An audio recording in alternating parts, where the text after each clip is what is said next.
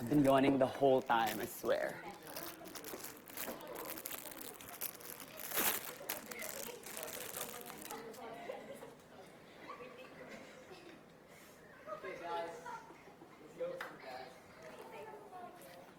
Saan nandito? Oh my God, it's my dad. I never saw this picture, but okay. I never saw this.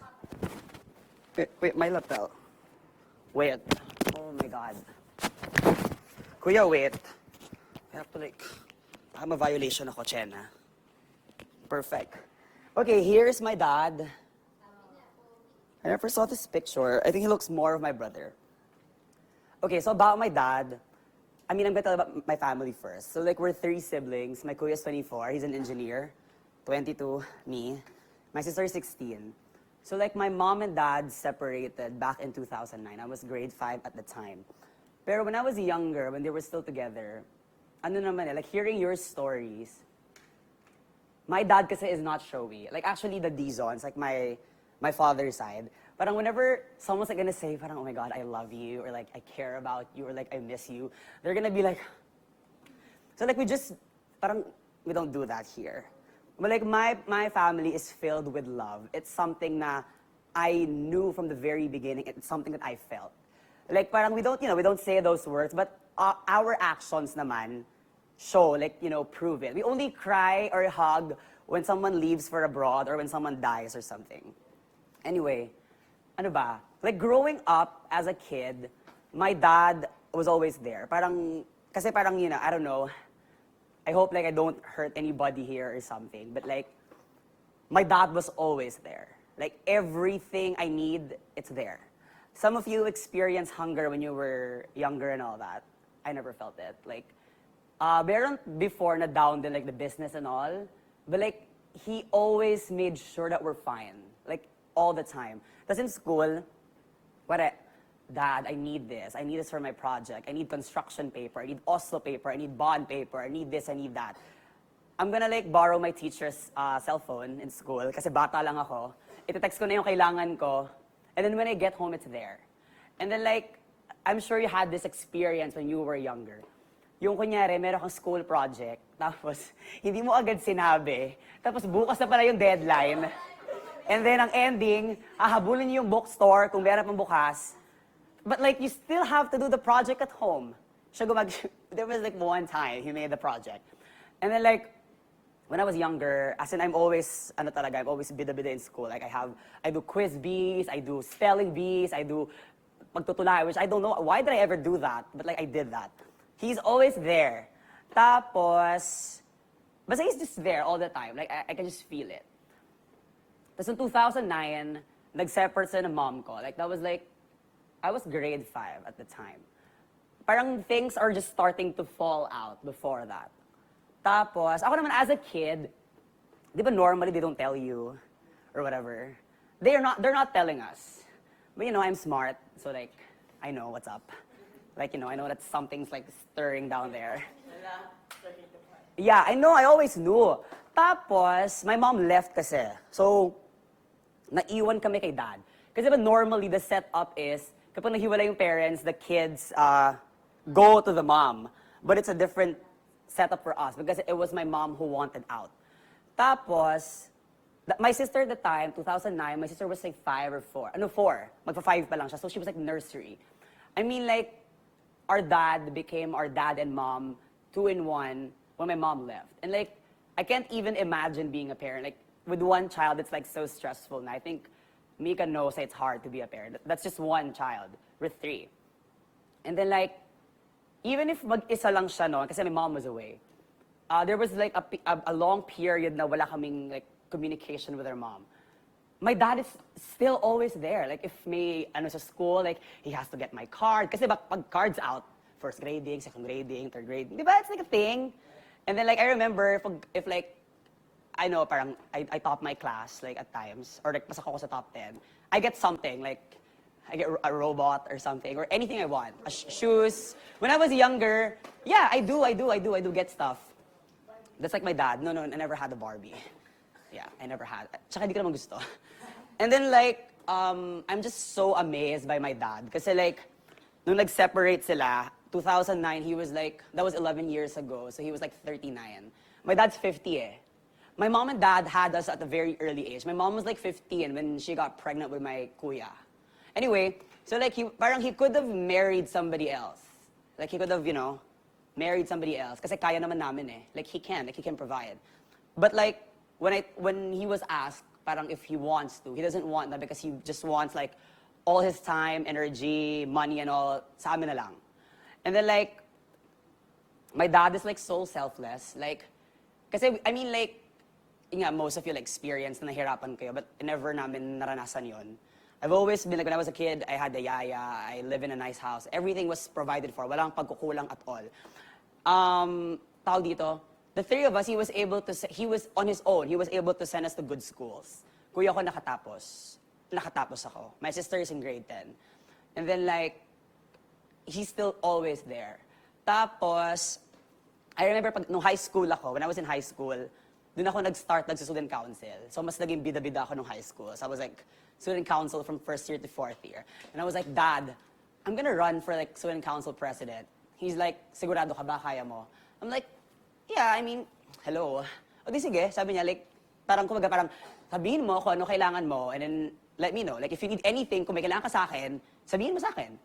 And then like, I had competitions before. Like, I remember I had a competition in Tarlac, which is like parang mga 1 hour plus drive away from us. It's a regional competition for my science project. Wow. Tapos, nangyari, kasi I was representing Pampanga, naiwan ako ng bus kasi I woke up late. Dinrive niya ako, like going. And then like, I had a competition in Pasay. Parang, like, oh, what was it? I'm like, oh, I'm gonna be like this, that. And he's like, sige, salihan mo. I had something in Puerto Galera, salihan mo. I had something in this place, sige, salihan mo. Like, he's that. Parang my dad's not showy. Like, kung ano yung iningay ko, he's the opposite. Like, he's just quiet. But like, you know that the love and the support exists. Tapos, ano kasi, like, ngayong pandemic, mas nagbabond kami together. Because like, my kuya's work from home, my sister doing online classes, I'm not doing anything. And then like, there are times, always, kunyari, pumunta kami ng bangko or whatever, he's like, ikaw mag-fill up, tinatamad ako. Kasi wala ko sa lamin. Ikaw na mag-fill up and all. Tapos when we go out, parang, kasi sinama niya ako. And I'm gonna be like, can we go to this restaurant I wanna eat? Bakit uuwi na tayo? Ba't di na tayo kumain sa bahay? Eh, sinama mo ako eh. Pakainin mo ako. So like, mga ganun kind of thing.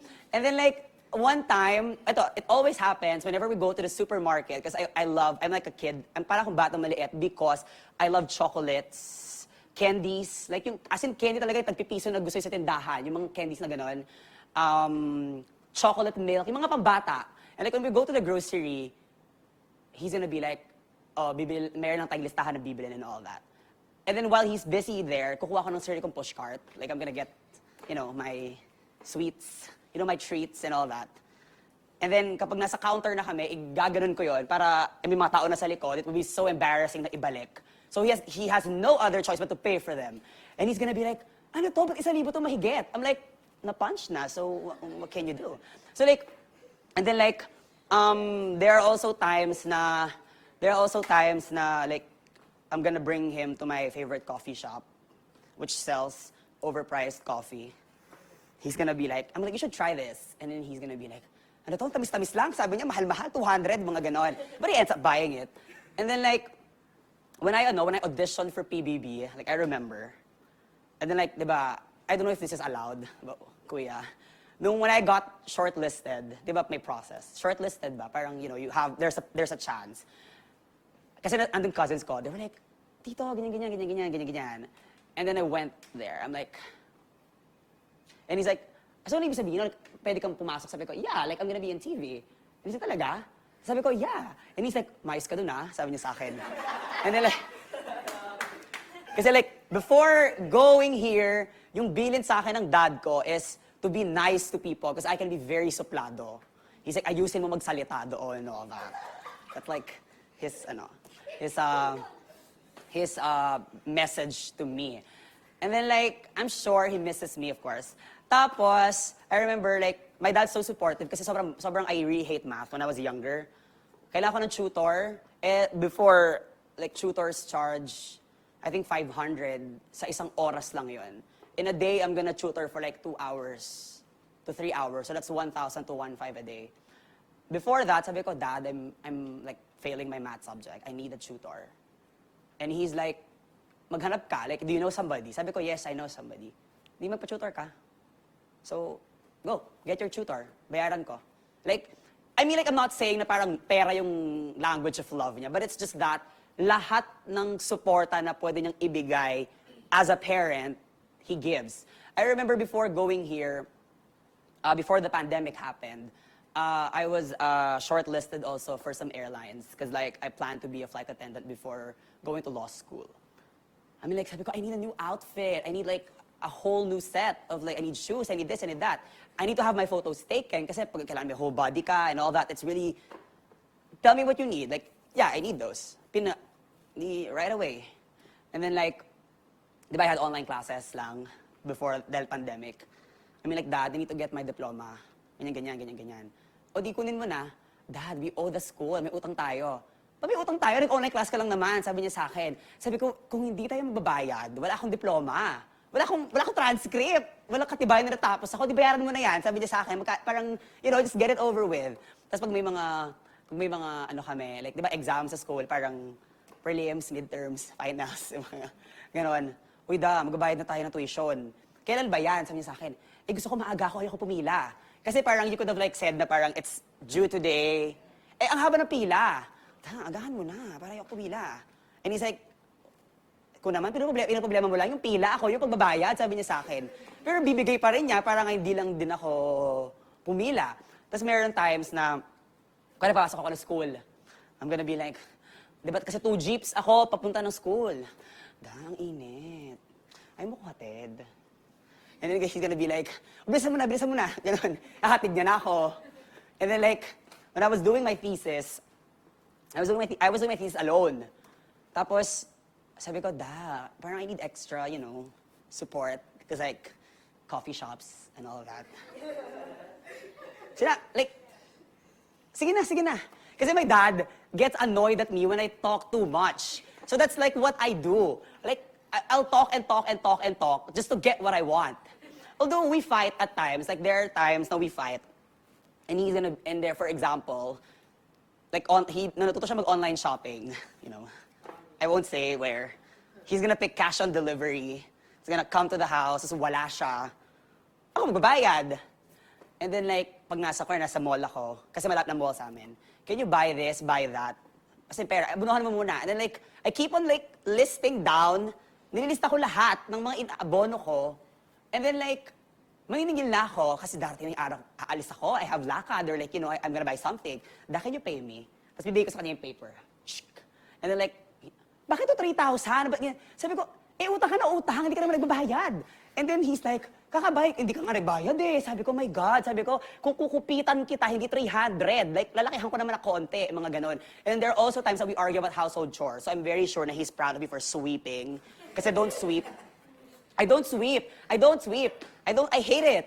That's like, tawag dito, what else? We also have arguments na parang, he's gonna be like, ayoko na, di na ako makikipag-argue sa'yo. I'm gonna be like, dapat lang, kasi mali ka naman talaga, ako yung tama. Like, really, there are times like that. But he knows naman kasi na I'm like this, like, as a person.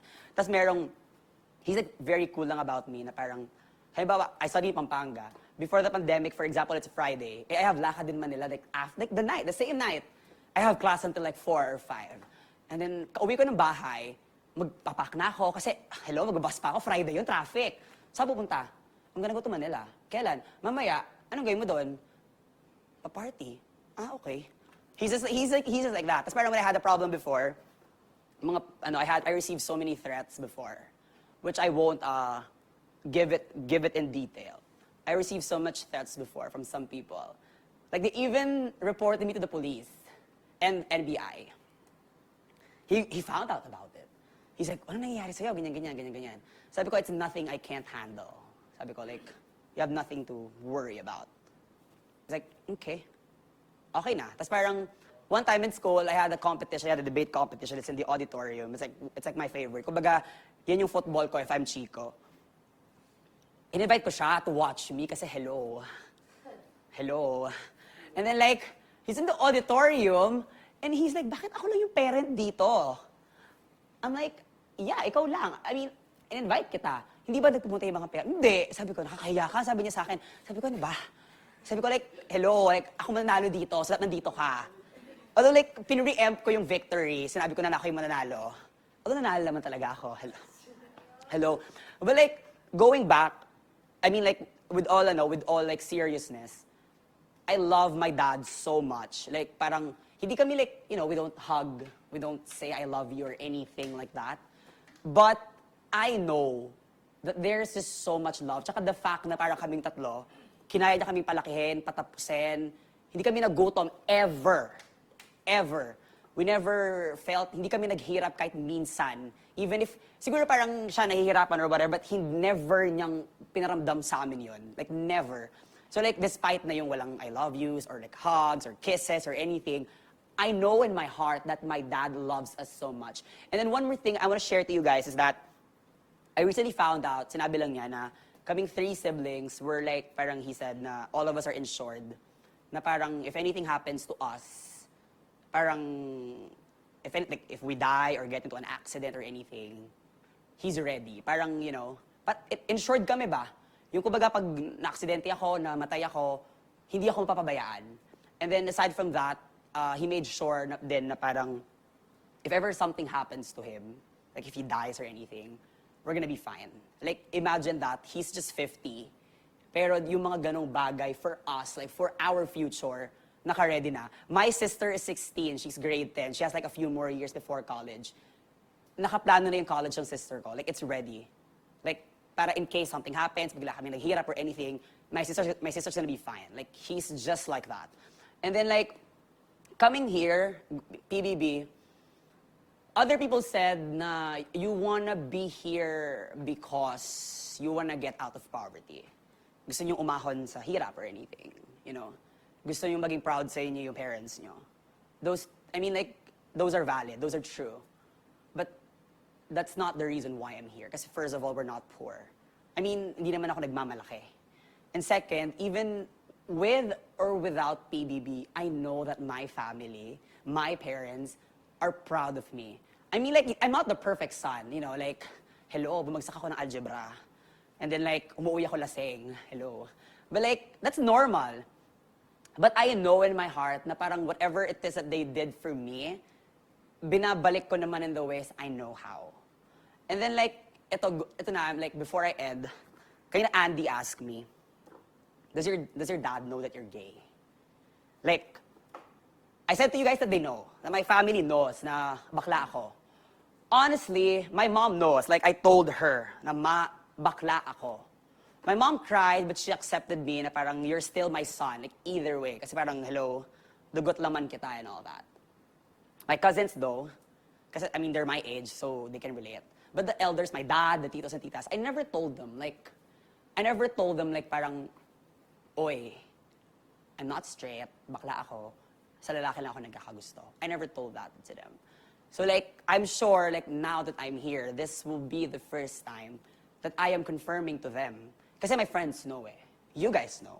But this will be the first time that talagang kinonfirm ko like, yes. Like if you're asking yourselves whether I'm gay or not, yes, I am. And then like, are they proud of me for, who I am, like, what I've done? Yes.